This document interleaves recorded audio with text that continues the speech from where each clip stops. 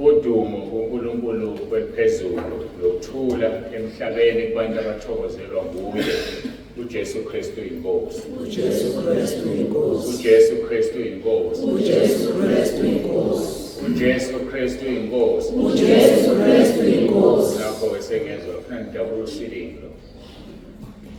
Siyahlaselwa kakhulu ey'nkonzweni zethu, kakhulu iy'nkonzo ey'nkulu.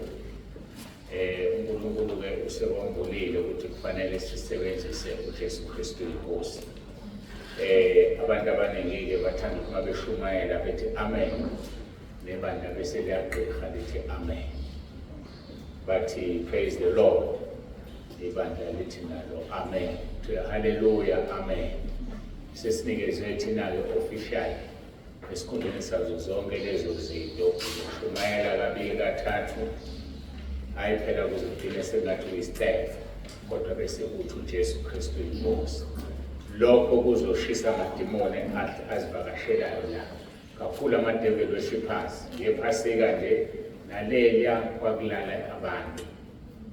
Kune-devil worship eyahlasela umuntu eseqeda ukushumayela la, yamhlasela lapha etoilet, iwumuntu nje iphila ngqo, angikhulumi ngomoya.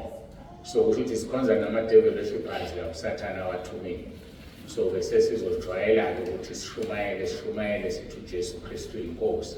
Sisho kathathu, asho la phambili, ivume ibandla, ukuze oseduze kwakho ashe aphuma ahambe uma i-devil worship. Sizwana bandla likaKristu. Sekuzoba njalo-ke impela-ke manje akusekho okunye, siyahlaselwa kakhulu. Isikhali sesinikeziwe uJesu Kristu inkosi. Angidluleke lapho ukuthi masisho nje siyosho nawe ube uthi ngiyamshisa oseduze kwami ngenhliziyo uma i-devil worship akasukuma phupho. Kuyoba kubili uma sesisho kanjalo saqeda sithole ukuthi sihlezi nama-devil worshippers, ngoba kube kusho ukuthi wena ukuthi uJesu Kristu inkosi kuyiyo nawe, ngoba ngeke phela ukuthi uJesu Kristu inkosi bese lingashi liseduze kwakho, alisho ngoba niyafana. I-challenge lesibhekene nayo-ke le ukuthi-ke maye khona phakathi kwethu oyiyo ezifihleni akashe naye, aphuma ahambe noma kukhuluke emoyeni ukuba i-devil worship. Ngomhla ka-12 kuya ku-13, angiqale ngokuthi siyabonga ukuba khona kade sagcina ney'mbane. Iphasika noma sesike sabakhona baphasika. Angazi nami kade sagcina ukumbona, siyambonga uNkulunkulu. Okay, mhla ka-12 Mgqibelo kuJulayi sizovula indlu yenkonzo eBhamshela.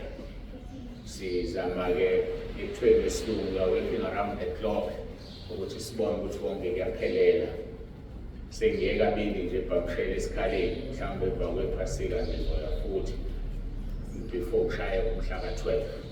Kodwa kufanele ukuba ilunge leyandlu niyamenywa-ke nonke ukuba niye eBhamshela kuvulwa indlu. Izindlu zethu-ke ngokusizwa inkosi zizama ukuthi zifane zonke njengoba sesibone amahholo ombuso. Niyawazi amahholo ombuso? Amahholo ombuso ayafana, noma yabo thola liyafana nelinye. Singathi sizofana izindlu zethu. Siyobona-ke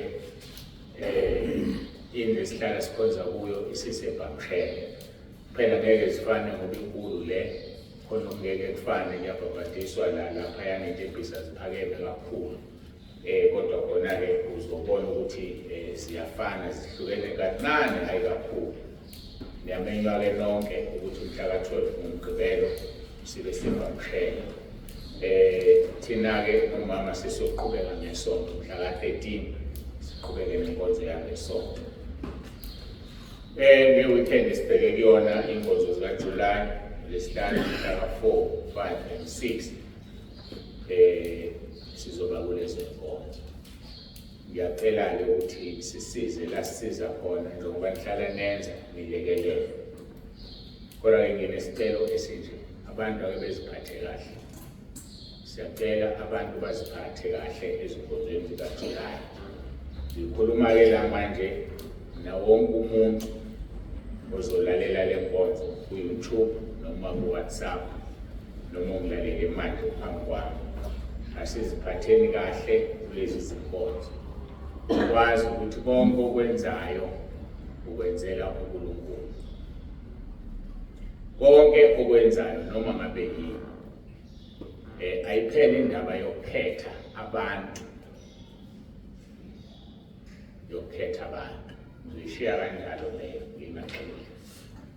Ngoba ngigxila uzosuka uphunyuke kanti nawe uyabakhetha ngendlela yakho. Asingakhetha abantu, asibatreat abantu bonke ngendlela efanayo. Okwenzayo omunye umuntu wazi ukuthi awukwenzi uye ukwenza kuJesu uqobo lwakhe. Ayiphele le ndaba. Kolose 3 verse 23 ngakashumayeli Isaya. Ayiphele le ndaba yokuphakela kancane abantu ukudla khona kuzosala bese ugoduka nakho ekhaya. Ayiphele moyo omubi kaSathane ukudla. Angithi abantu abaphakelwe kakhulu kodwa baphakelwe ngesilinganiso. Uyeke ukunisha abantu ukudla ngokufuna wena ukuthi kusala ukudla uhambe nakho ekhaya. Kolose 3 verse 23 ya 25. Konke nikwenzayo kwenzeni ngenhliziyo kungathi kwenzelwa inkosi qha abantu. Nazi ukuthi niyakwamukela umvuzo wefa enkosini, khonzani inkosi uKristu. Ngokuba lo wenza ukungalungi uyakwamukeliswa ukungalungi akwenzileyo. Akukho ukukhetha umuntu. Akukho ukukhetha umuntu. Konke nikwenzayo kwenzeni ngenhliziyo kungathi kwenzelwa inkosi, ungakwenzeli umuntu. Sibonge khona abantwana la abavusa ingadi enzima kabi lapha ngenhla. uNkulunkulu ababusise kakhulu. Siyambonga uNkulunkulu ngabo. Bangathi mabenza into bazi ukuthi abenzeli umuntu, benzela inkosi. Nazi ukuthi niyakwamukelisa umvuzo wefa enkosini. Ifa lasenkosini awulitholi ngokume epulpit ushumayela. Ulithola ngoba konke mokwenza ukwenzela inkosi. Lo wenza ukungalungi uyokwamukelisa ukungalungi akwenzileyo, akukukhetha umuntu. Noma ngabe umfundisi ngimela mangenza ukungalungi yokwamukela ukungalungi. Ukushumayela kahle kahle akusingenise ezulwini. Ukushumayela akumenzi umuntu aqualify ukungena ezulwini. Uthi uJesu ningathokozisi ukuthi umoya nithobeka, thokozelani ukuthi amagama enu alotshiwe ezulwini. Yilokho kuzongenisa umuntu ezulwini. Ngingena kwesinye isigaba. Ngiyethemba ke seniyangazi ukuthi I call a spade a spade. Angiyile nale.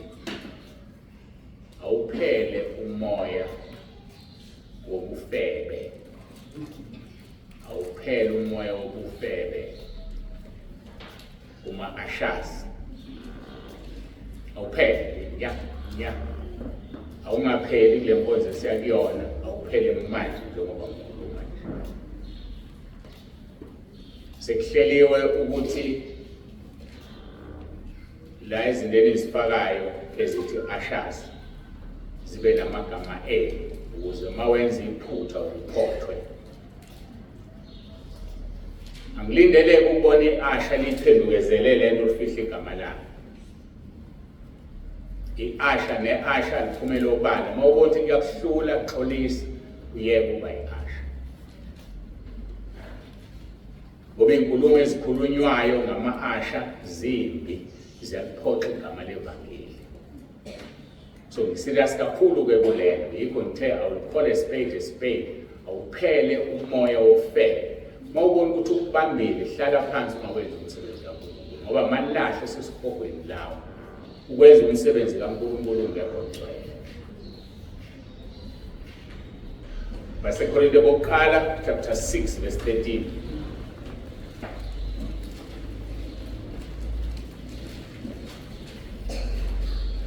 ukudla kungokwesisu nesisu singesokudla, kepha uNkulunkulu uyaqeda kokubili.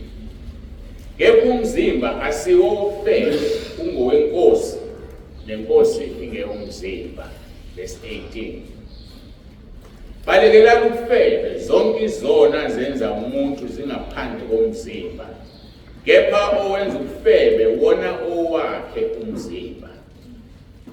Kepha nazini ukuthi umzimba wenu yithempeli likaMoya oNgcwele okunina, enimamukele kuNkulunkulu nokuthi anisibabenu na, ukuba nathengwa ngenani elikhulu. Ngakho-ke mbongeni uNkulunkulu emzimbeni wenu.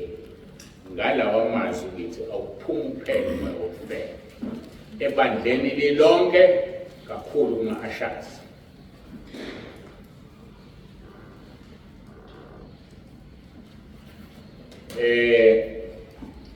Ayipheli indaba yokuthi ebandleni umuntu usikhonzwa aphathise ifoni.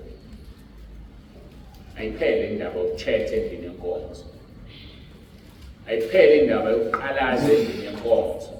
Sihlala sonke sibheke phambili, ngoba ngesikhathi uqalaza uphazamisa abazalwane abangazi ukuthi uqalazani. Luka chapter 17 verse 1 kuya ku-3 lithi izwi lenkosi kungeze kwenzeka zingabibikho iqhubekiso, kodwa maye kulo eziza ngaye, ngcono ukuboshwa ithele okusile entanyeni aphansi komjuleni kolwandle.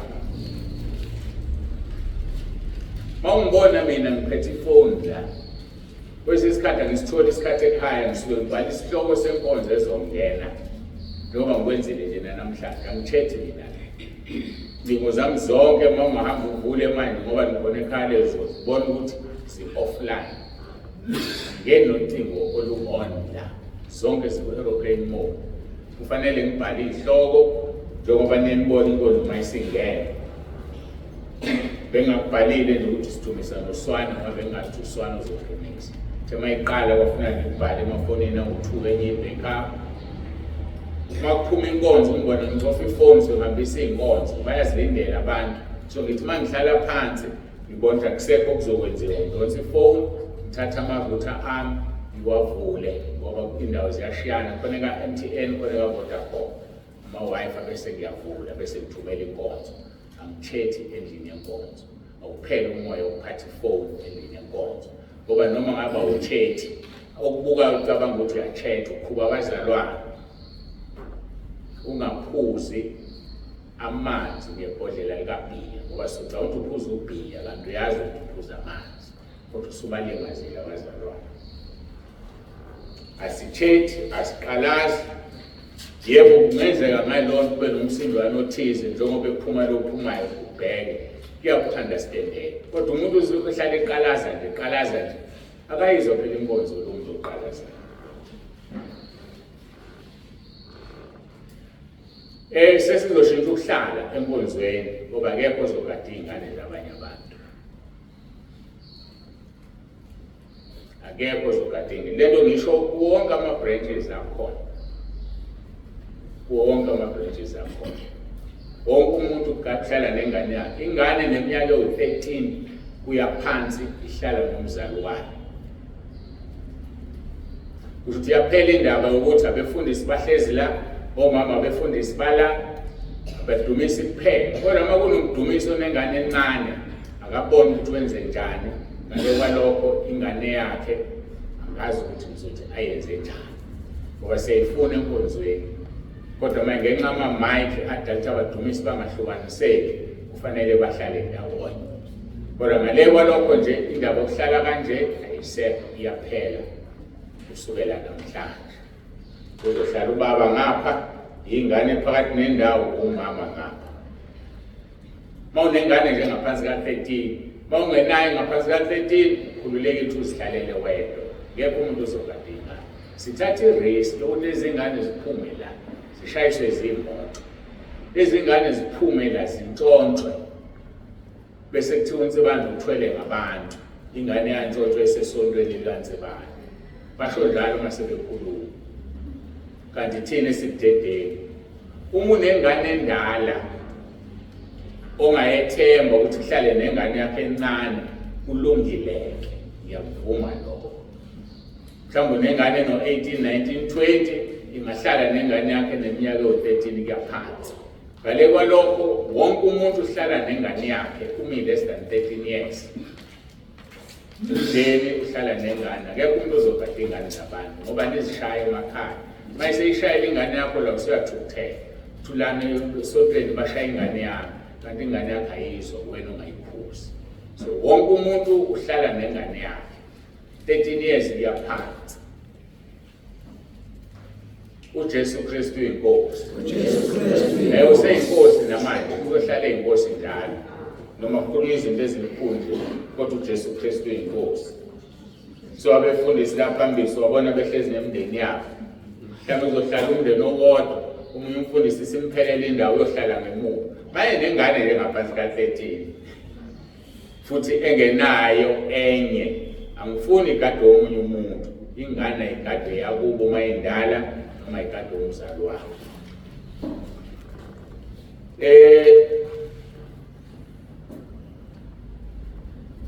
Ngikhuluma ke la kakhulu nabantu abangekho la. Ngoba ngiyacabanga nala angazi babanjwe bengakwenzi. Bayangihlupha, sisebenzisa igama elibuhlungu. Bayangihlupha abazalwane bakude. Bangifuna imali yesipheko, bangifuna imali yokugibela. Bayangihlupha ngiyadizelela, bangifuna imali yesipheko nemali yokugibela. Siyazi sonke sinenkonzo eziwu-5 ngonyaka ezinkulu. Iphasika ekaJulayi, eyabesifazane, eyabefundisi, eyabasha, siwu-5. uNkulunkulu evuma sizozama ube khona ka-6 yobaba, sibe baningi obaba manje. Kodwa-ke ngisakhuluma ngeziwu-5. Akekho umuntu ongazi ukuthi uzohamba aqala abeke imali bese bezoyifuna. Angazi umuntu ufuna kumena imali uya-understanda yini ukuthi abantu ekhaya lezi bangaphezu ka-10,000 manje. Akuwena wedwa ongifuna imali. So ngisathola ukucela imali yesipheko, yazi ukuthi baningi abayicelile, ngenze njani ngoba imali anginayo. Imali ekaNkulunkulu. Ngiyaphoqeleka ukuthi ngikunike ngoba lithi izwi mnike ocela kuwe. Ngisangizwa bazalwane. Inkinga ke izoba la. Uma sengikunikile imali yesipheko bese ungamkhonzi uNkulunkulu ngobungcwele. Le mali akusiyona eyami, yoba amalahle esihogo kwena ngosuku lokugcina. Kungcono ungayiceli, uma uzoyicela kukuhlola ukukholwa phakathi. Yikho-ke ngithi abantu abavele bayeke ngoba anginayo imali. Angiyiholi ngisho impesheni, wathi uJesu ungayiholi impesheni, uzongondla yena. Sengiminyaka eminingi ngabe engidlule ngayo ku-60. Mangihamba ngobhalisa nje manje ngathola iy'ndodla, ngingaba isigwili. Kodwa kwathiwa ngayiholi ngoba kuyeza isikhathi la uhulumeni ezosibamba khona thina esihola imali empesheni. Usudiphendile kuyona, usadiphendile kuNkulunkulu. Athi uhulumeni yenza lokhu, uma ungakwenza ivala imali bese uyakwenza ngoba usuyijwayele. Kwathiwa ngayiholi imali empesheni, angiyiholi. So anginayo imali okuthiwa ngiyami. Ngake ngasho ngelinye ilanga la Shumayela ngathi nisuthe ngifakela kuyona eyami kaNkulunkulu. Lonke uqobo lwami olwakhe ngalinikela kuwo. So umuntu akayeke ukungifuna imali ngoba imali anginayo. Ngizokunika kanti ngikunika amalahle esihogo. Bakhona esithi sixoxe. uNkulunkulu akhuluma enhliziyweni athi ninikeze imali lo yokuze kubonzwe. Kusuke kusho yena lapha, anginankinga naleyo. So uma ngikusukela ngikunikeza imali okwazi ukusho uNkulunkulu ayiphumi kumina. Kodwa abayeka abantu ukungicela imali. Kuze kuba befundisi babe nesibindi. Badabukela abantu babo, cela babonze abantu. Ngakho-ke ngiyacela abantu abayeke ukungifuna isipheko, anginayo imali. Makuhlulekile ukubhajetha, hlala phansi, enganozoyithola inkonzo ku-WhatsApp. Uzoyithola inkonzo ku-YouTube. What is the fast ngempela? Inkinga ikuphi ngempela? Sungaze uthele ngemali, abayitheleli bayicela, sungaze uthele imali ezokuthatha ikufaka esihogweni.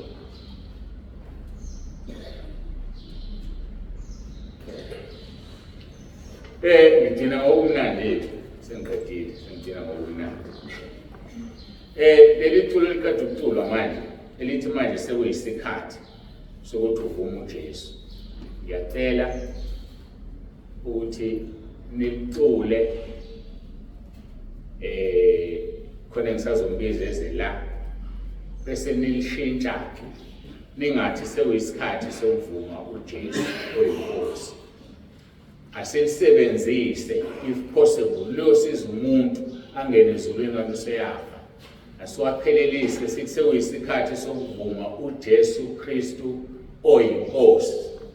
Niyamyeka uKristu nimfake. Ngicela nimfakele limnandi kodwa ke silisebenzise ngelinye ilanga lo ngenisa umuntu ezulwini. Alibeke uNkulunkulu kuwe njengomdumisi ukuthi ucule kanti khona umuntu mhlambe kwankonze engasezukuphela uzovela athulele la phakathi kwethu. Kuthiwa ukuthi uvume uJesu angene ezulwini kube umqhele wethu esithe vuma uJesu Kristu kuyinkosi. And ngesikhathi ecula vele uyamvuma. Manje kasingabavumisi uhafu. Vuma uJesu kuyinkosi. Cha, vuma uJesu Kristu oyinkosi. Ilesi sicelo enginaso ngithandela iculo lenu angilazi ngicabanga ukuthi ngiyaqala ukulizwa so kasengibuka leso sikhalayo asitheni ke uJesu Kristu inkosi. Sesicula kanjalo njengaleli nje lithi entabeni yendlu kaJehova kuyabonelela. Lo mthetho walo lithi entabeni kaJehova kuyabonelela. Ngiyathanda sicule njalo sifake kuyendlu ngoba igama lebandla uNkulunkulu asiphe lona. Ngakho-ke singabi namahloni ukulenza if possible libe kuthiwa yini i-anthem yebandla ngithi libe i-anthem sengiyanenganisa sithi entabeni yendlu kaJehova kuyabonelela. Nalana-ke sibavumisa uJesu Kristu ngokucula ukuthi uyinkosi. Sisalwa noSathane ugalakajana othanda abantu bengayi ezulwini. Asibavumisa uJesu bebona noma bengaboni ngokucula. Sengizosuka-ke la ngicela-ke ukhona umzalwane ofisa ukukhuluma. Ngiyathanda ukuthi ngiyidizelele lento ukuthi uhlobo lwenkulumo azoyikhuluma imina kuphela okufanele ngidedele abantu abenza leyo nkonzo. Kufanele umuntu akhulume nami ngimnike ilungelo ngikwenze ngikhona hayi ngingekho ngoba le nkonzo kufanele yenziwe ngikhona. Nizoyizwa ngifuna ukuthi ngiyisho ngizobe emva kwalokho sengiphinda ngikhuluma emva kwakhe bese siqala inkonzo. uJesu Kristu inkosi. Uyazazi-ke ngizokumbiza ngicela-ke niqaleke leli culo nithi uJesu Kristu inkosi ngabe nisasho ukuthi uJesu inkosi. Manje sekuyisikhathi sokuvume ngomlomo wakho ukuthi uJesu Kristu inkosi. Amen. Yeah.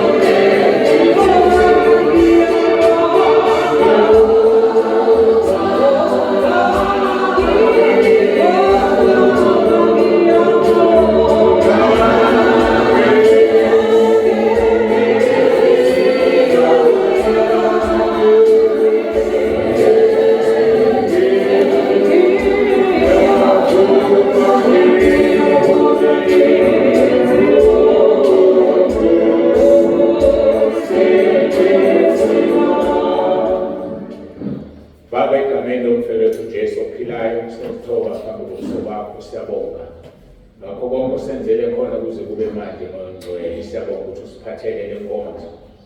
Inkosi uJesu ngesikhathi ihamba yasho yathi ngongcwele uzoqondisa izwe lesono, uqondise izwe ngokwahlulela. Siyabonga Nkosi ukuthi wena uyakhuluma kuleli bandla naloyo ngamunye uphinde ukhulume nathi sonke sisebandleni. Sibonga ukuba noNkulunkulu okhulumayo, bekhona uNkulunkulu banemlomo bakhuluma, banezandla benze lutho, banezindlebe abezwa, abaphenduli bamthandazo. Njengokuba u-Eliya wathandazisa abaprofethi bakaBhali baze bazisika engaphenduli, kodwa thina sinoNkulunkulu ophendulayo. Siyabonga Nkosi ngendlela emangalisayo. Singcwelise, siyibanda sibe ngcwele, silungele ukuhlithwa, ngoba siyezwa Nkosi ukuthi usekuseduze, siyazizwa izigi usufikile. Engabe thina silungile na? Siyakhuleka ke Nkosi, busise kube lona loyo lalela inkonzo. Busise uNkulunkulu wethu abaqhamuka kude nabaqhamuka eduze, kuba balizwe izwi balenze. Ngiyacela ngegama elinamandla lenkosi yethu Jesu Kristu ophilayo, ngoba usithembisile John 14:14 wathi noma yini esicela egameni lakho uzosenzela. Senzele Nkosi ukuba sibe ngcwele njengoba ushilo emkhulekweni wakho John 17 wathi Baba bangcwelise, wathi nami ngiyazingcwelisa ngenxa yabo. Wazingcwelisa Nkosi, ungcwele ungonanga. Ngakho thina singobani ukuthi singazingcwelisi phambi kobuso bakho na? Siyacela ngongcwele ubuse leli bandla lingelakho, wena wathi ngiqale, namanje Nkosi akusilonelani. Liphathe ngesandla sakho. Yabazi bonke abangamalunga alo, yabazi futhi abangamalunga ebandla uzohlwitha, bagcine balondoloze kuze kube usuku osihlwitha ngalo sisekhaya ezulwini. uJesu Kristu inkosi. Amen.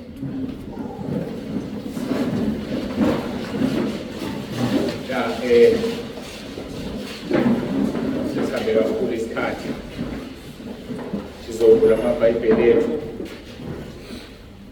Mahebheru chapter 12 verse 14. Sibheka no part 11. Part 11 yombondo yethu ekhuluma ngobungcwele. Yamangalisa uNkulunkulu ngesikhathi iqala ngangazi ukuthi izobaningi kanjani. Kodwa-ke uyasho ukuthi ibandla lakho sezolilanda. Mesezolilanda ufuna lingabi nasidi, lingabi naqala, lingabi nambili nazo enjalo. Ukwena-ke ukuthi uyazingcwelisa yini. Ukwena-ke ukuthi uhamba kanjani phambi kaNkulunkulu. Uma atshela umngani wakhe nakazibiza ngayo Abraham, Genesis chapter 17, wathi hamba phambi kwami ngabe naqala. Singobani thina esingebona abangani bakhe? Singobani thina akangazibizi ngathi?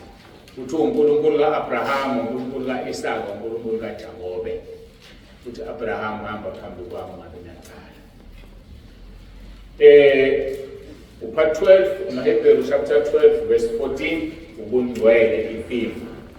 Fundeka-ke kanje, zabelani ukuthula nabo bonke kanye nokungcweliswa, ongenakho angeyibone inkosi. Zamelani ukuthula nabo bonke kanye nokungcweliswa, ongenakho angayibone inkosi. Sakhethelwa ukuba sibe ngcwele kuye ngothando ngaphambi kokusekelwa wezwe, ukuba sibe ngcwele singabi nakusolwa phambi kwakhe. Abase-Efesu chapter 1 verse 4. Sakhethwa, sakhethelwa ukuba ngcwele. Kukwena-ke mawusukhethiwe ukuthi uyaqhubeka yini ube ngcwele, ngoba sikhethelwe ukuba ngcwele, kodwa iphathi yami neyakho ukuba ngcwele. Kodwa thina lapho lasibizelwe khona ubizo lwethu lwaphezulu lusebungcweleni. Ungcwele yini phambi kaNkulunkulu? Umuntu ozingcwelisayo akakwazi ukulala ngesono. Umuntu ozingcwelisayo akakwazi ukuphumula, akakwazi ukudla, akwehli ukudla uzazi ukuthi wonile. Senzele indlela enkulu nelulu uNkulunkulu ukuthi siyabhuka, thole ibhuku lakho ubhale phansi. Kodwa khona abantu abangenandaba nokubhala zasikhohlwa isona sikhulu zoNkulunkulu. Kumnandi uyahleka sibhaliwe phansi. Angazongena kuliphi izulu. uNkulunkulu seyikonfirmile kaningi ngembona ngifaka ekhaya lezwi ukuthi indlela yakhe le asikhethele yona yokuthi ibhala phansi. Abanye bazi babona nelokubhala kudili kudonga. Iqiniso lelo lidili kudonga. Kodwa khona bahluleka ukwenza lokho. Kuyokusiza ukuthi uhlale unosuku. Ngoba akusiza ugijimele ukubhala ungenalo usuku. Commitment ayikho. And uma unosuku onikeziwe, okwazi ukuthi unikeziwe yimina, une-appointment noJesu wakho akufela isiphambanweni hayi la. Manje-ke abanye abantu bayithatha kancane athi seyikhohliwe. Angafuni ukuyibhala, siyayibhala ebhukwini lakho ovuma kulona izolo. Ubhale usuku, inyanga, unyaka, nesikhathi, nenamba yoyifonela. Banye bakhanga sebengifonele inambeni zika-WhatsApp, ayifonele inamba ka-WhatsApp. Khama sezongi-accuse ngikufonela ukuthi ngoba elibhaliwe wangalibamba. Mase ngithi ngathi bese ngiqale ngithi ufonele iphi inamba ayibhale ngesikhulu isibili. Bese ngithi ubuyele la ngakukela khona. Fonele inamba yaro. Singangeni kulelo phutha ngoba uphawu lokuthi uma ungafa ungafuyile usuku awukho committed uyosho esikhogweni uzibhalile izono zakho. Ngoba ukwenza ukukhulunywayo sibhale njengoba usenzile ungabhali ihloko ngizogcizelela la ngoba ngihlala kusho ekhaya lethu.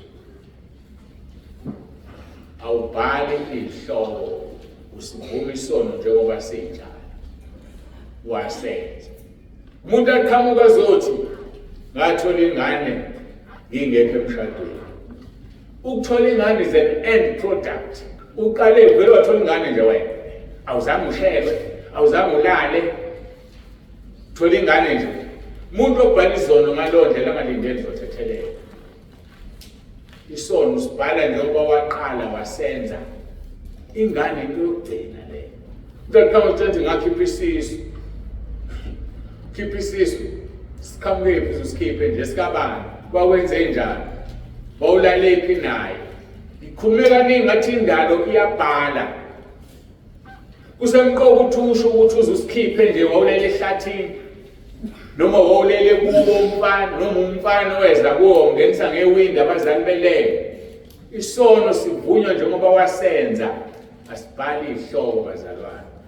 Makuwukuthi usazokhuluma nami ubhale ihloko. Ngiyaxolisa ngoba ngiyamtshela ngikulalelayo cela ukhethe into eningi sichitha isikhathi ngikulalele kodwa uzesihogweni noma uyeke ngikunikeze olunye usuku kodwa uzobambula ngekugcineni ngoba ulalelanga ngikutshela ekuqaleni ngikubhukhele ukuthi izono zivunywa kanjani kuphela nje kulokho kunjalo uNkulunkulu noma ngithi uJesu waqeda isihe when it comes to ukuvuma izono.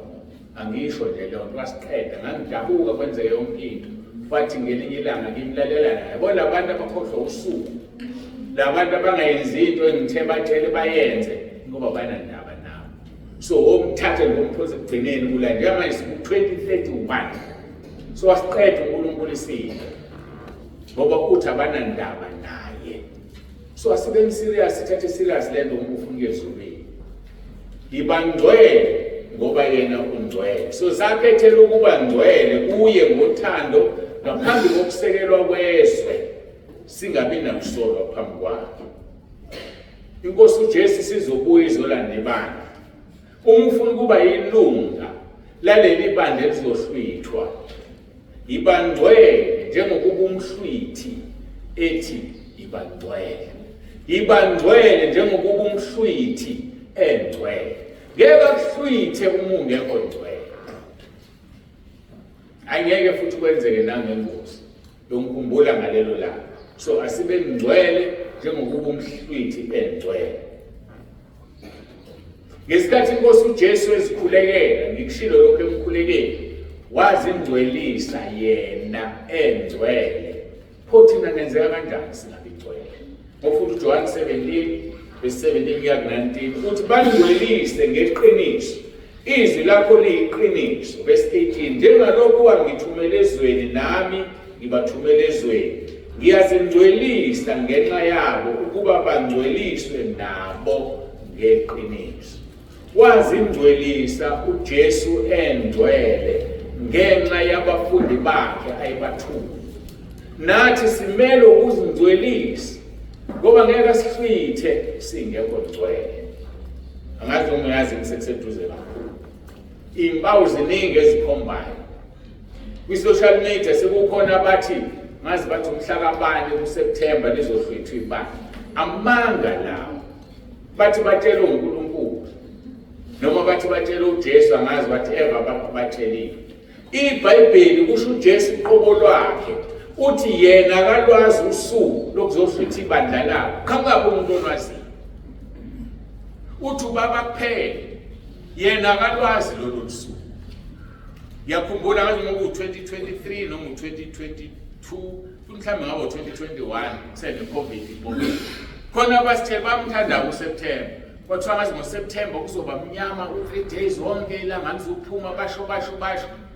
Ngathi mina manga la ungeke yenzeke leyo nto. Ngoba izimangalisa zenzayo uNkulunkulu zaziwa uyena, azaziwa abantu. Akasitshela khona uhlukile. Udinga uba ngcwele ukuze akutshele imfihlakalo efana naleyo. Watshela uAbraham, angazi ngathi ayisebenze mic lawo. Mhlamba ama-battery ke angazi. Yayibona wasakhanya futhi ngithenga ama-battery amanye. Watshela uAbraham, nalapho uma ufunda iBhayibheli waba ne-argument uNkulunkulu phakathi kwakhe noma phakathi kwakhe noJesu noma oNgcwele, I don't know. Ethi simtshele uAbraham engizokwenza ngeSodoma neGomora noma ngingamtsheli. Wathina simtshelile. Abraham wamvimba. Bavimbana bathi uma kukhona kalitu uyinkosi ephakemeyo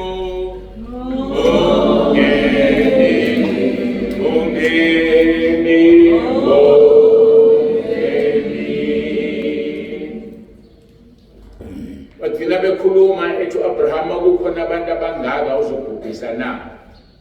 Bethina sebevumelana kodwa wathina ebhubhisile. So ke angazi baqhambapha abantu abasithethe ibandla lizohlutshwa ngoSeptember. Ngoba lingahluthwa namanje nakusasa uSeptember engafikanga. Lingahluthwa nango-2030 nango-2031. Lingahluthwa noma ngo-2026. Lingahluthwa noma yinini. Okwethu asibe ready ngoba lizohlutshwa ibandla. uJesu wakwazi ingcwelisa engcwele. Asinayo sothini isizathu sokungabi ngcwele. uJesu Kristu inkosi. uJesu Kristu inkosi. uJesu Kristu inkosi. Uma ke inkosi yethu uJesu Kristu wazingcwelisa ngenxa yethu engenasono, kakhulu kangakanani thina na? Kakhulu kangakanani?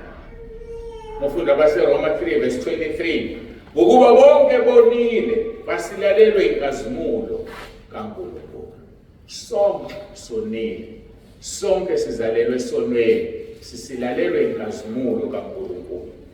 Ngenxa ke ukuthi sonile asinayo inkazimulo kaNkulunkulu, siyayidinga.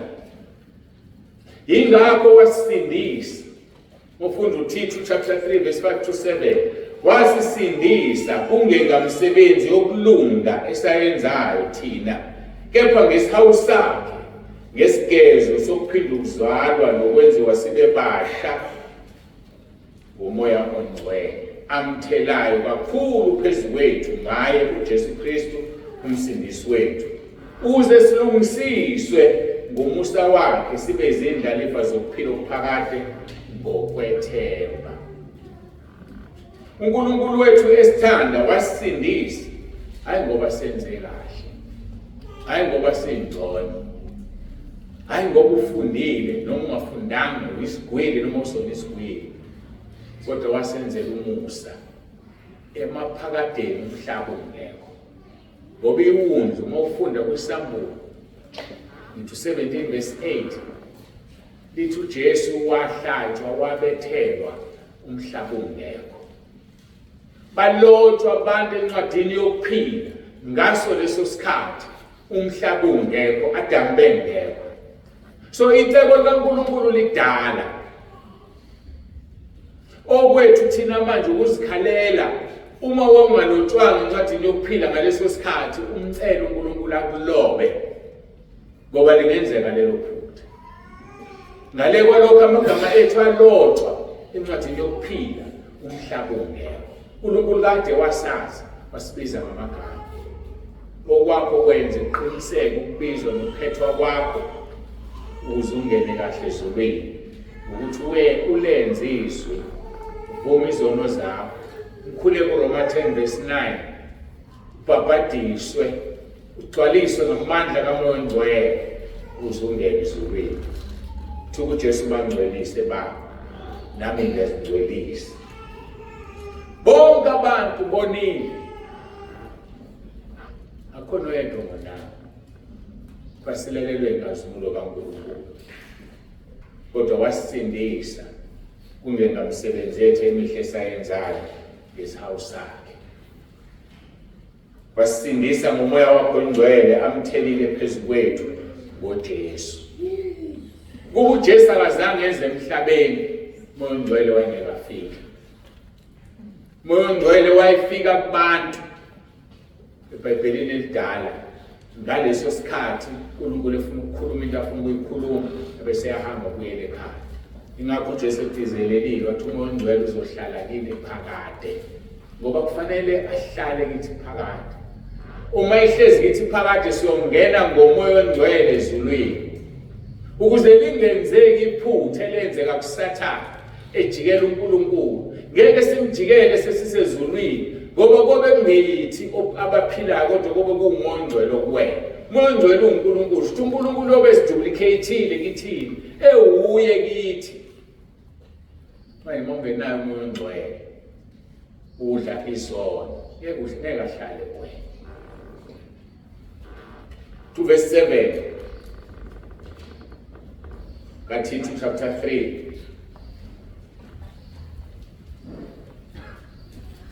Ukuze silungisiswe ngomusa wakhe sibe izindlalifa zokuphila okuphakade ngokwethemba. Wathela umoya oNgcwele thina ukuze silungisiswe ngomusa wakhe, hayi ngokuhlakanipha, hayi ngokuzazi, hayi nganoma ngasiphi isizathu, but only through his grace, ngomusa wakhe, ukuze sibe izindlalifa zokuphila okuphakade ngokwethemba. USathane uma ihlasela ikholwa uhlasela ukwethemba. Ngeke wabamba ukwethemba kwakho ukuqedile. Uzuyikholwa lithi, kusho ukuthi nami engakhiphisise ngaka ngizongena ezulwini. Sathane ulwa nokwethemba. Singena ezulwini ngethemba. Singena ezulwini ngezethembiso uNkulunkulu asithembise zona. Athi noma izono zibomvu njengobubende ziyoba mhlophe njengengqe. So asikho isono esingathethelelwe ezulwini. Isono senze ngamabomu kuphela nesono sokuhlambalaza umoya oNgcwele. Nazi izona ezingathethelelwe. Kodwa nesamabomu uma usuyisono ukhala kuNkulunkulu, ngiyamkholwa ukuthi ngoba inyembezi akayifuna ngakuzwela. Kodwa athi udla isono. Khona abantu abadla izono azibhale athi hayi ngoba ngakhuluma ngoba konsibani. Wona ngamabomu uphika inkani, ulindele umlilo ongacimbekiyo oshisayo ozoqeda amaphika ngalo. Silungisiswa ngomoya oNgcwele, yena okwazi ukusilungisisa.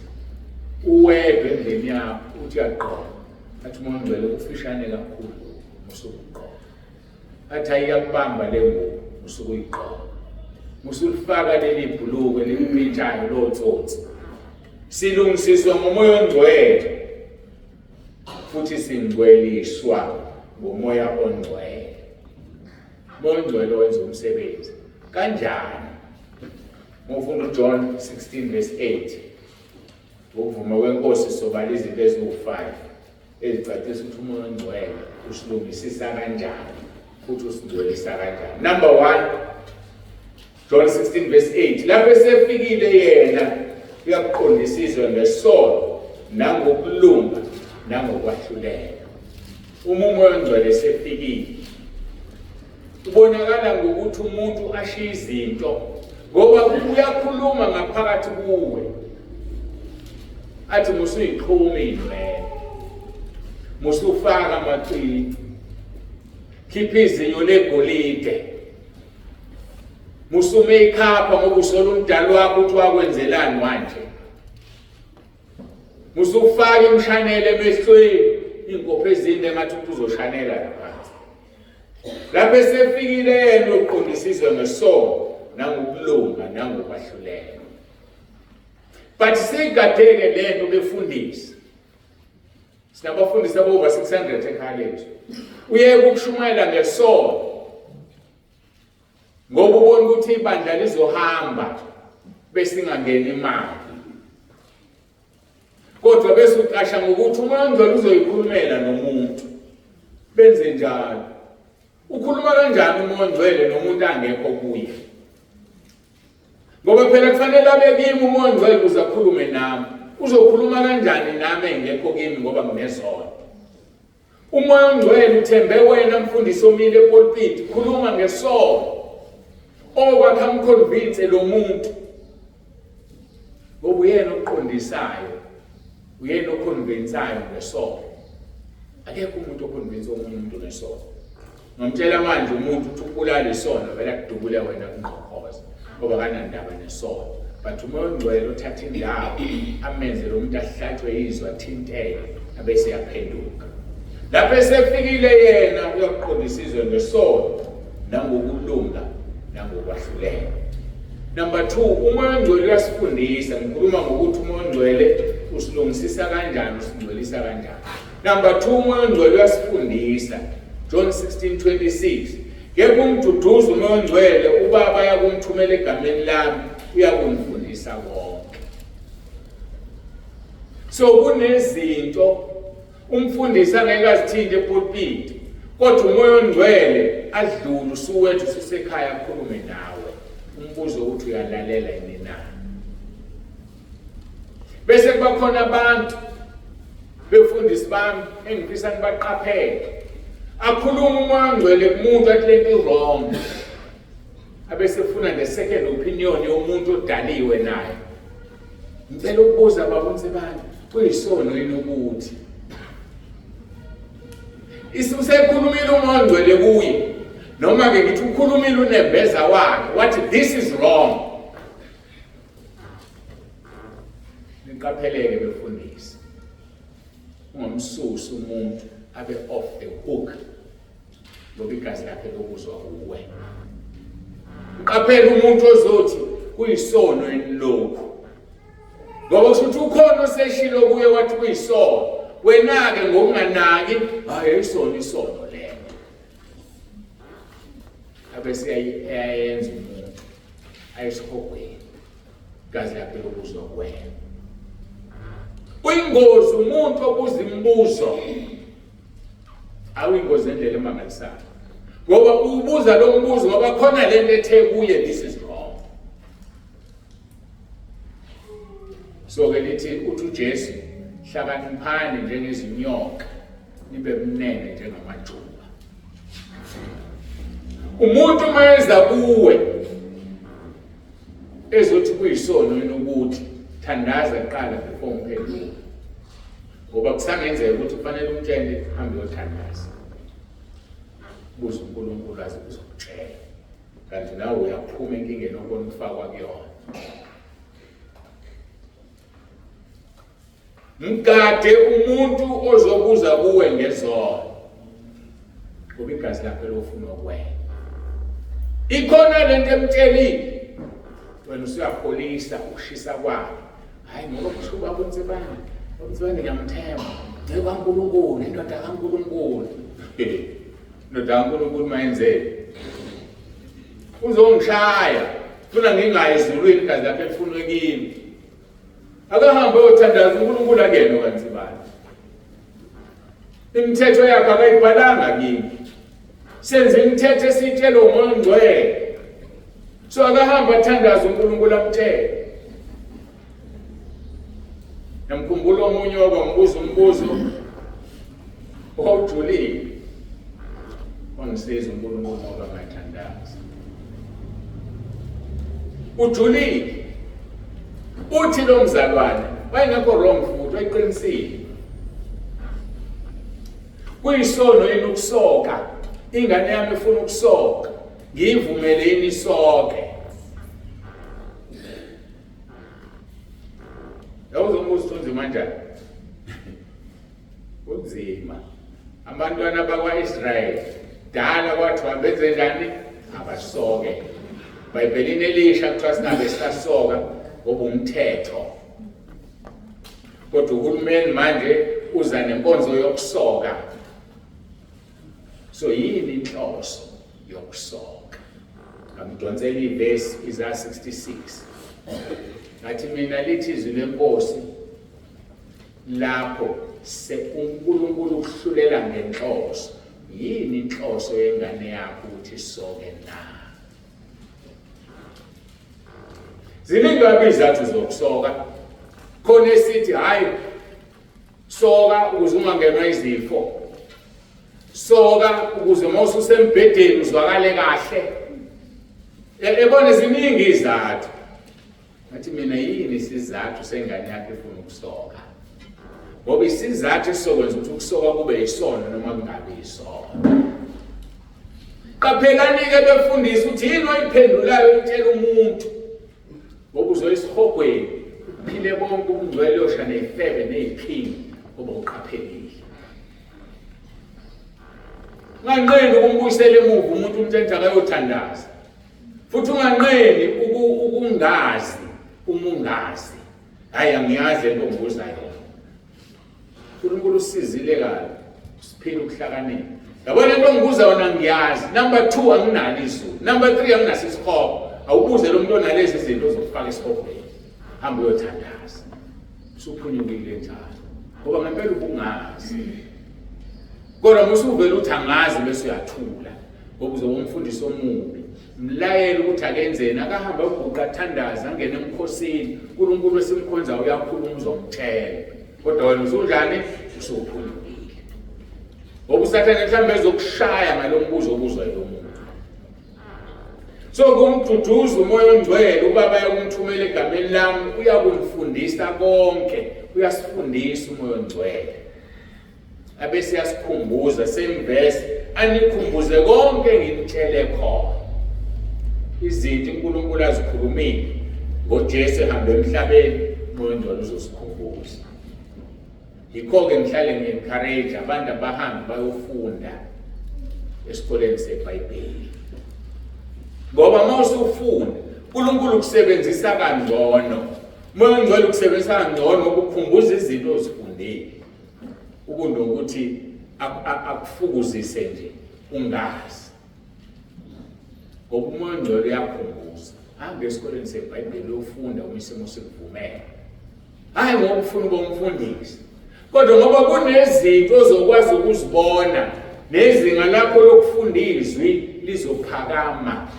Ngoba lapha ufundiswa indlela yokufundisa understand. Ungayi ngoBible school uthi ufuna ukushumayela ngoba uNsibanda.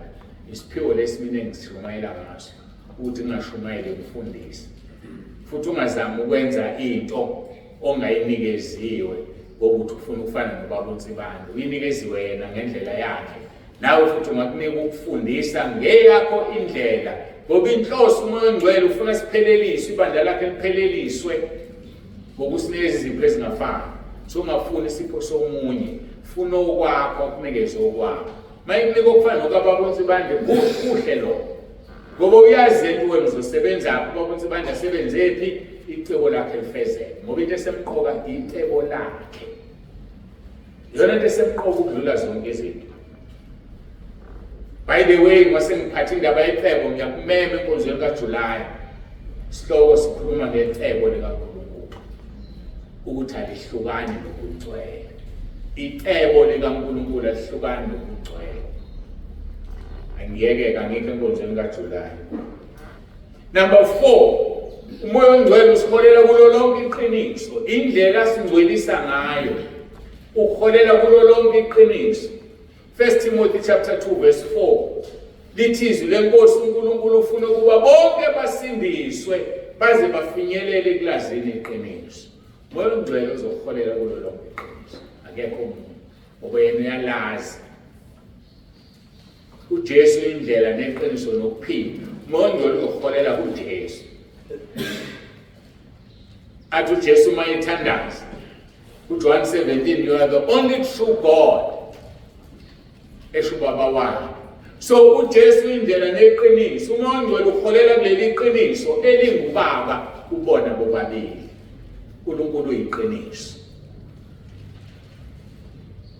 Ngakho-ke umoya ongcwele uziholela eqinisweni. John 16 verse 13.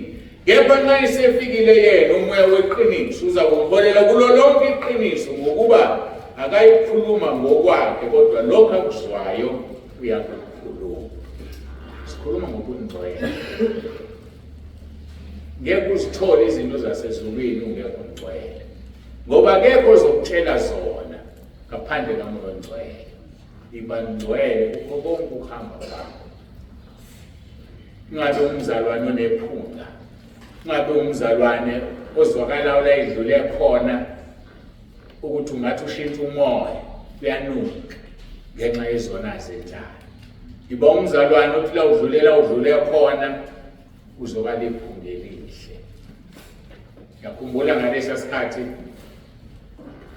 ngiseyinsizwa baba, yazi insizwa baba. Umuntu angafuna ukuphuma emsizweni bese ubaba adlalisa izingane. Insizwa baba ke lo. La ngisebenza khona ngise-office.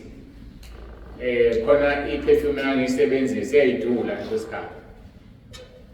Ngangithi mangingena eminyango abantu bebheke phansi ngenona qala. Bethi siyazi ngene babonise bani. Ngiyaphula nikwaze kanjani? Bese bangitshela ngenye ilanga hayi sizwa ngephunga kangeni. Kunjalo kwenye isikhathi iphunga lakho lihamba phambili ungakafiki. Iba nephunga elihle iphunga likaKristu uNkulunkulu. Iba nephunga likaKristu abantu bazi mase kuthinta usibanibani. Kuthintwe umama okhonza uNkulunkulu uzothola iqiniso. Kuthintwe ubaba okhonza uNkulunkulu. Kuthintwe umuntu omusha owazana noNkulunkulu. So ke usiholela kulo lonke iqiniso umoya ongcwele. Number 5. Asibikele konke okuzayo. Asibikele okuzayo. Ube ngakasitsheli ukuthi ibandla lizohlutshwa ngoSeptember. Futhi ngeke asitshele ngoba akaphikisani nezwi. Akaphikisani nento ekhulunywa uJesu indodana.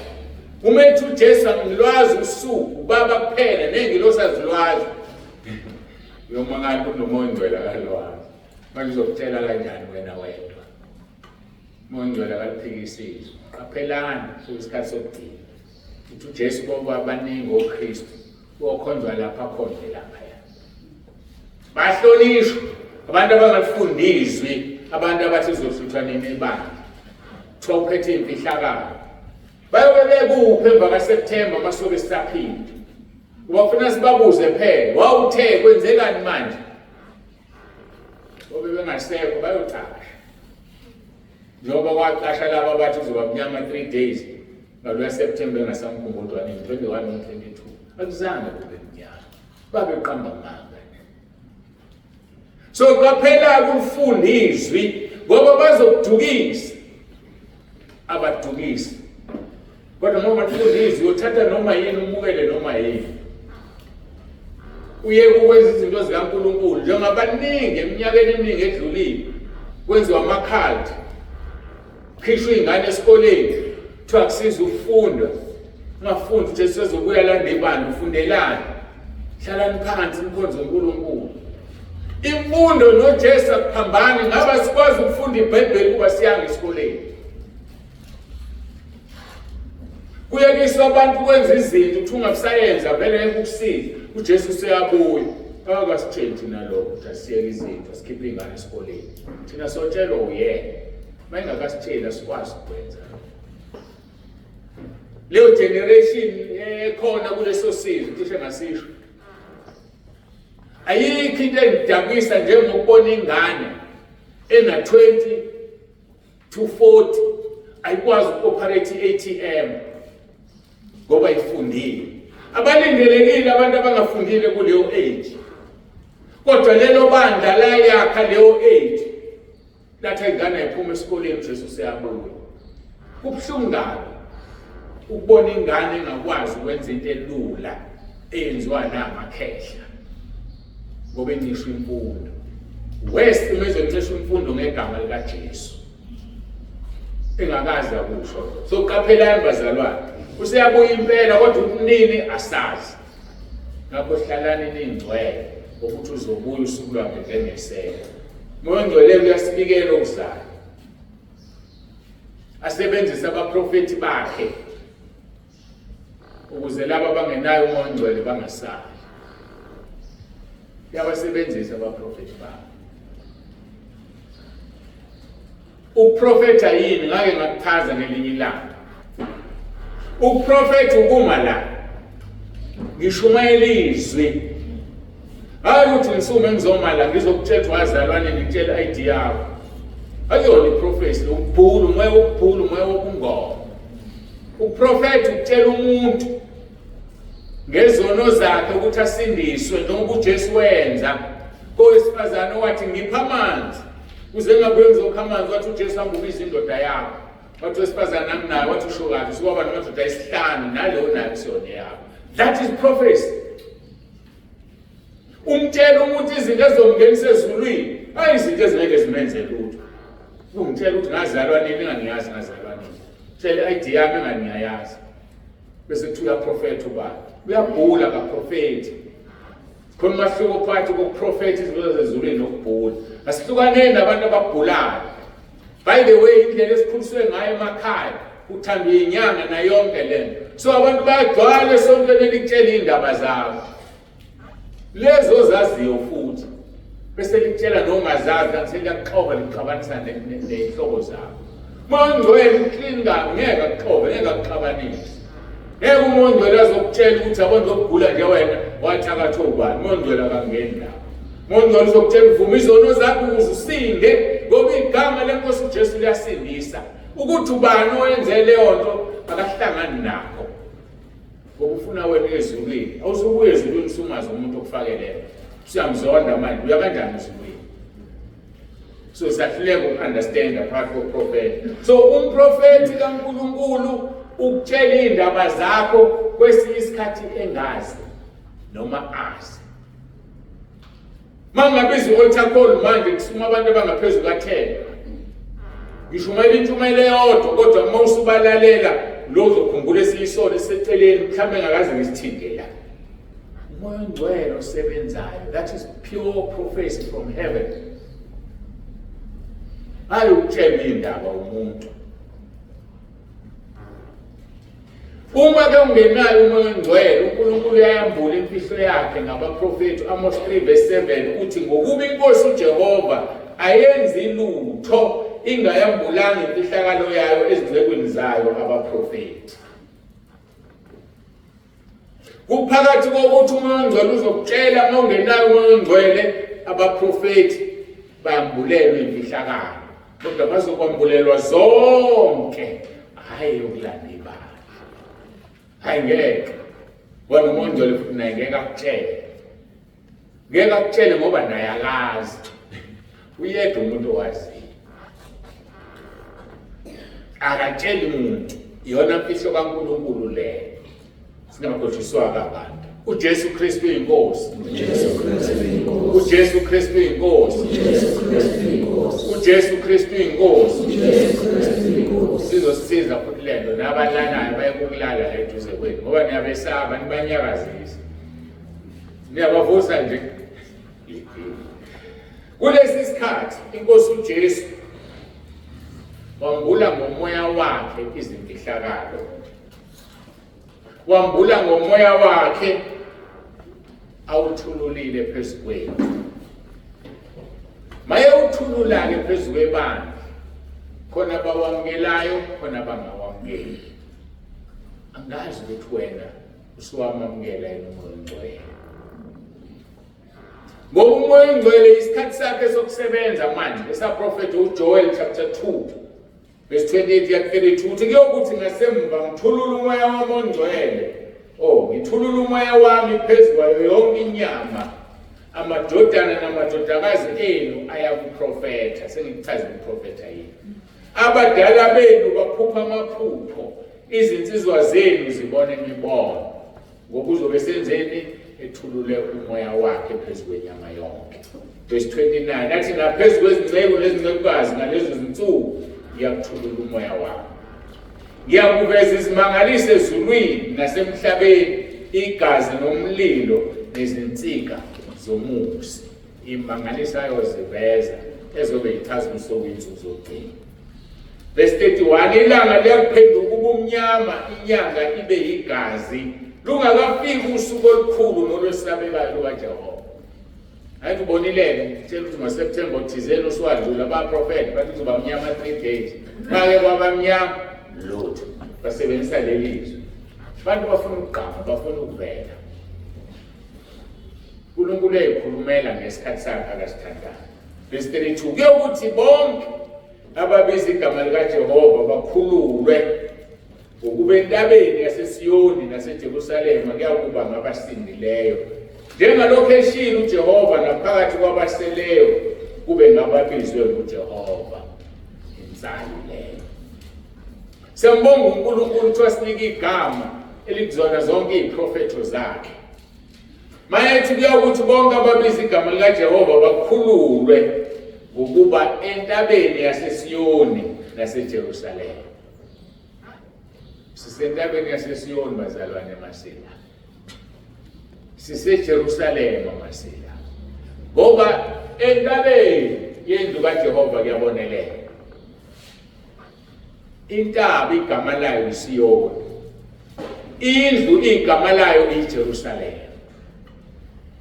Sake sakhuluma sashumayela ngalento. Mawufunda kuIsaiah chapter 2 verse 3 lithi wozani sihambeni siye kuNkulunkulu kaJakobe uyakusifundisa yonke imithetho. Kwenzekani ekhaya lethu siyafundiswa. That prophecy is being fulfilled. Siyambonga uNkulunkulu kakhulu ngalokho.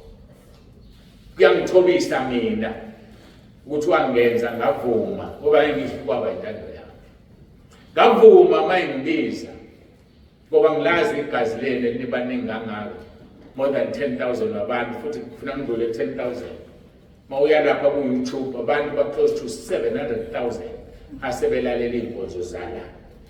Bazohlanganisa imiliyoni maduze mhlambe eminyakeni emibili. Lonke leli miliyoni lalo ngabe igazi labantu lofuna kumina. So ngiyambonga uNkulunkulu kakhulu futhi ngiyathobeka ngiphakamela lokho. Ngoba khona uthola ukuhle ngalwenzayo. Isona esikhulu kunani nonke la kodwa uJesu wangawubeka.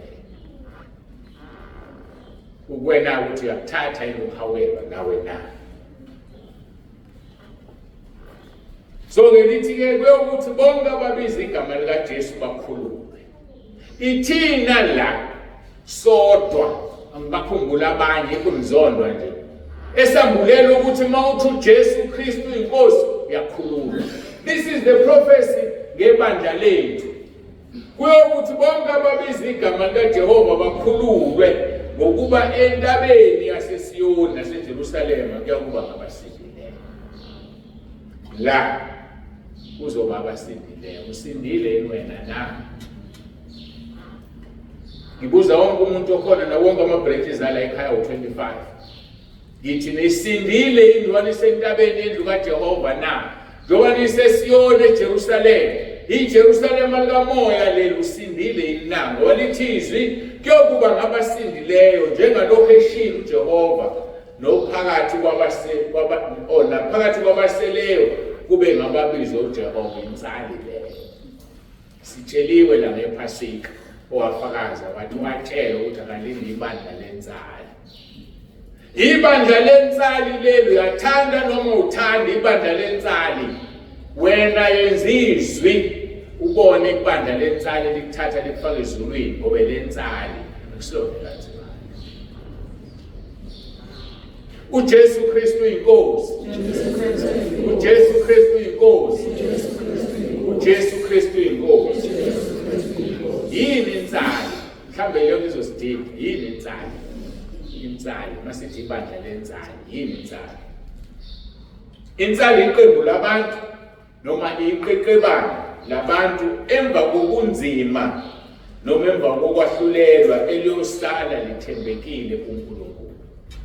Insali emva kokwahlulelwa, emva kokubanzima, enkingeni odlule kuzona, nebandla lonke nje likaJesu kusukela kwizenzo chapter 2 lidlule inkingeni eziningi, babethela ophethwe amakhanda abhekiswa phansi. Ziningi izinto ezenzekile. Sesiyinsali-ke thina ngoba siyibandla lokuphila. Sisachaza insali ukuthi yini insali. Mateyu 24 verse 12 and 13. Ngenxa yokwanda kokubi kuza kuphola uthando lwabaningi, kodwa okhuthazelayo uze kube sekupheleni nguyena uyakusindiswa. Okhuthazelayo uze kube sekupheleni, ngamanye amagama uyena oyinsali. Uyakhuthazela na lusashisa uthando kuwe noma selipholile. Insali ibonakala ngezinto eziwu-2 izimpawu zensali. Number 1, insali soyibona ngokuthi isindiswe, iyasindiswa, gelekeqe umuntu ahlukane nesono. Hayi umuntu enze isono ngapha bethu usindisile. Ufunda kwaseRoma 9 verse 27, uIsaya ememeza ngo-Israyeli uthi, nakuba umumo wabantwana bakwa-Israyeli ungangesihlabathi solwandle, insali eyakusindiswa. Not bonke abantwana bakwa-Israyeli, only the remnant that will be saved. Insali eyakusindiswa. Verse 28, ngokuba inkosi yakufeza izwi layo emhlabeni liphelelise ikhawuleze. Verse 29, njengalokho washo Isaya ngaphambili ukuthi uma inkosi Sebawuthi ibingasishiyelanga inzalo, besiyakuba njengeSodoma sifane neGomora. Kodwa wasishiyela. Usishiyela ngendlela eyiningi. Uyasishiyela ngokuthi azale umuntu akhule abe yilento ayifunayo noma amvuse. Angizazi-ke mina ukuthi ngivusiwe noma ngiyinzalo, kodwa ngihlale ngimtshela ngithi ubaba nomama babengabafundisi. And ngiyazi ukuthi babephethe ivangeli eliphilayo. Ngibuza ukuthi-ke mina-ke ngiyinsali noma ngiyinzalo, kodwa uthi uverse 29 Roma chapter 9, njengalokho washo Isaya ngaphambili ukuthi uma inkosi Sebawuthi ibingasishiyelanga inzalo, besiyakuba njengeSodoma sifane neGomora. Uphawu lwesibili lwensali ukugcina imithetho. Ufundisa Isambulo 12 verse 17, uDrago wamthukuthelela owesifazane wamuka wayokulwa nabaseleyo. Insali leyo wayokulwa nabaseleyo benzalo yakhe, labo abadina imiyalo kaNkulunkulu nabanobufakazi bukaJesu. uSathane uyamzonda umuntu onobufakazi bukaJesu. uSathane uyamzonda umuntu ogcina izwi likaNkulunkulu. Siyagcina izwi likaNkulunkulu bazalwane, siyalenza ukuze ube insali. uNkulunkulu uyithembile insali ukuthi insali izoliphila izwi lakhe, kusizakala abangeyona insali, kusizakala abantu abasezulwini. uDrago kenyoka endala uSathane wamthukuthelela owesifazane wamuka wayolwa nabaseleyo benzalo yakhe, labo abagcina imiyalo kaNkulunkulu nanobufakazi bukaJesu. Phela uSathane unqotshwa ngobufakazi. uSathane unqotshwa ngezinto ezintathu. Uma ufunda kuSisambulo 12 verse 11, nabo uqobo lwabo bamnqoba ngegazi lewundlu nangezwi lobufakazi babo. Number 3, ngokungathandi ukuphila kwabo. Ziwu-3 izinto ukunqoba ngazo uSathane. It's very easy as a son. Ngoba ngegazi likaJesu, mawuvuma isono sakho, usuke ugezwa ngegazi likaJesu, Sathane uyabaleka uyakusala. Number 2, ngezwi lokufakaza. Mawufakaza ngoJesu, ukhuluma nje ngaye, Sathane uyabaleka uyakwesaba. Wadinga nini ukufakaza ngoJesu? Wadinga nini ukufakaza ngoJesu? Ubufakazi la ebandleni entabeni eRichards Bay sabuvala. Ngoba abantu base-Richards Bay behluleka ukufakaza. Angazi uma sebekhona abakwaziyo. Bayisuka umuntu athi, ngiyambonga uNkulunkulu ukuthi ungigcinele umndeni wami nami ngisaphila. Hamba uhlala phansi. Khona ukufakaza. Ngiyabonga uNkulunkulu ukuthi usangigcinile kuze kube manje. Ngidilane nomndeni wami uJesu Kristu eyinkosi. Awuhlala phansi. Niyamhlaza emabhrentshini afakazayo. Niyakuthola ubufakazi esibufakayo. So mhla ngifuna ukufakaza la ngozwa ngane nifakaze ekhaya lezwi bese ngithi sebeyathanda abantu basendaweni eRichards Bay ukufakaza bese ngikunika ithuba lokufakaza. Kodwa ngifuna wazi ukuthi uSathane unqotshwa ngokufakaza. Anifakazi nje ngeke nimnqobe. Ubani wathi ngingafakazi nini ekhaya lezwi? Nivalo ubani ekhaya lezwi? Ngoba ninako ukufakaza. Nizoza kanjani-ke na nirekhode umphuma emhlabeni wonke? Nihluleke ukufakaza ekhaya lezwi. Ngithi iyafika ukuthi ngiyichaze le nto ukuze ngibuke kahle. Ngoba imfundo la ihamba khona, dedela abantu befakaze thina akasinike ithuba. Ngoba nifakaze mina. Nizositshela ukuthi uNkulunkulu ugcinile nemndeni yenu. Sifuna usitshela ukuthi umndeni wakho usuwenzeni ukuthi usindiswe. Wenzeni umndeni wakho ukuthi usindiswe? Ugciniwe fine. Kodwa basindisiwe nje yini oyenzayo ukuthi basindiswe? Ubufakazi kufuneka wenze kunqoba uSathane. Ubufakazi kufuneka uphendule umuntu asindiswe. Ubani ozosindiswa ukuthi wena bazali bakho bagciniwe. Enganabakhe yena bagciniwe kodwa ulizona. So where is the difference? Kodwa ubufakazi siyamnqoba uSathane. Sambulo 12 verse 11 nabo uqobo lwabo bamnqoba ngegazi leWundlu nangezwi lokufakazi babo futhi abakuthandanga ukuphila kwabo kwaze ngoba sekufeni. Mawufakaza ukuthanda ukuphila kwakho kuze kube sekufeni. Nazi inkonzo kaJuly ziyeza. Kade sinephasika. Ubani wasentabeni la eRichards Bay wasukuma wafakaza? Ubani? Anginabo ubufakazi. Onendodana unofakazi. Ngixolisa ukuniphoxa konke lamabranch alalela. Ukuniphoxa emhlabeni wonke la ku-YouTube. But iqiniso limile. Makubizwa ufakazi akushiya ukuthi sicela abaLarishas Bay bangasukumi. Sifuna abafikile bakude basukuma kaze kushiwo lo. But akona yedwa osukuma.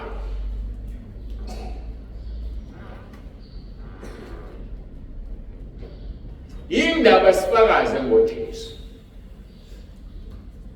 Mhlawumbe indaba ilele lapho. Abangafakazi, abafakazi ngoba babengenaye kwasekuqaleni. Ngazi uma niyabizwa yini. Sifakaza ngaye ngoba sasinaye kwasekuqaleni. Awufakazi wena ngoba vela uzange ube naye ekuqaleni. Senza inkonzo kaMoya oNgcwele bazalwane masifakazi. Awukwazi ukungafakazi kunoMoya oNgcwele ngoba uzofaka ilukuluku lokushisa ngaphakathi uzohlezi phansi usuku uyofakaza. Awufakazi nje ngoba ukho lomlilo. Ithi sifakaza ngoba sasinaye uJesu wasekuqaleni. Yimini ekuqaleni umhlaba ungakasekelwa. We were with the Lord. Ingakho amagama ethu alotshwa umhlaba ungakabikwa. Isambulo 17 verse 8. Funde nesambulo 13 verse 8. Ngoba iconsider verse 8 bobabili abasithetha amagama alotshwa nini.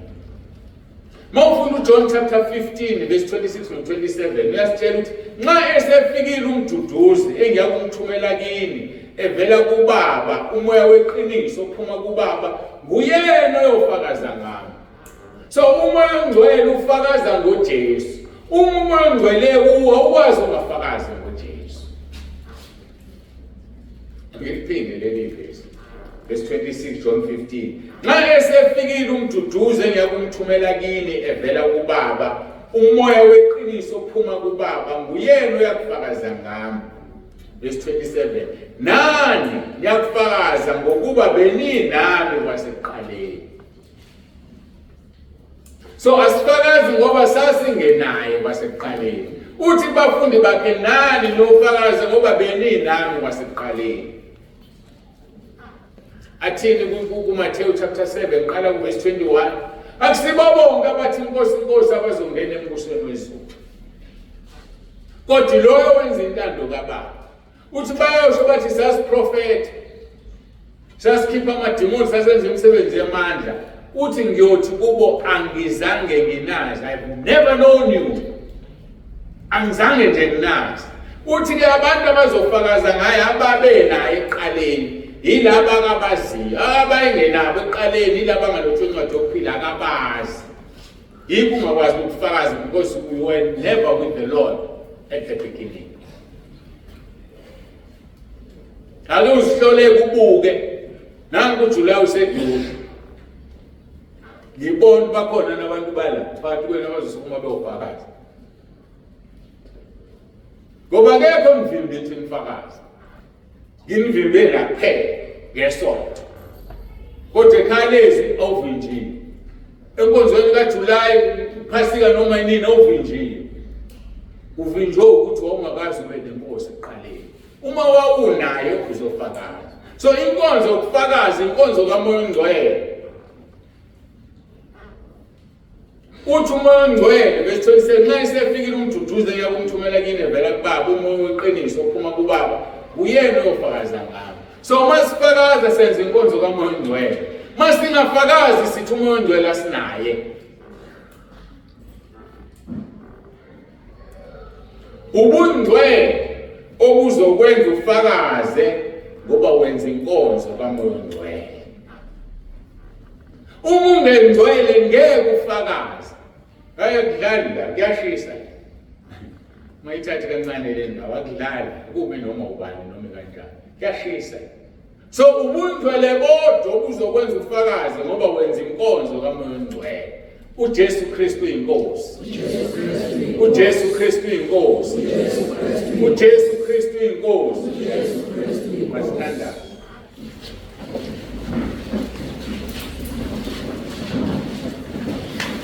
Baba ongcwele, Baba olungileyo, uNkulunkulu wethu onomusa, siyabonga. Siyabonga ngothando osithande ngalo. Siyabonga Nkosi ukuthi uyalithwala ibandla lakho uyanilungisa ukuba lihlwithwe lingasali.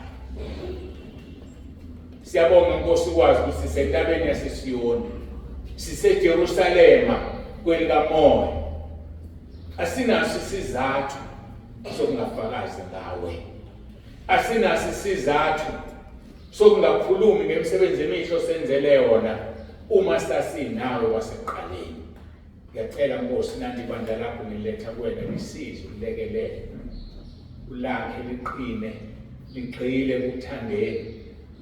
Ngiyacela uNkulunkulu wami nomusa basize. Bangasali ngokuhlutha ibandla. Babe ngamalunga alelo bandla. Uyolihlwitha ngoba wena umhlwithi ungcwele. Siyabonga ke Nkosi ngakho konke sesikuzwile. Sinikeza wena udumo lonke lungo lwakho ukufanele. uJesu Kristu inkosi. uJesu Kristu inkosi. Amen.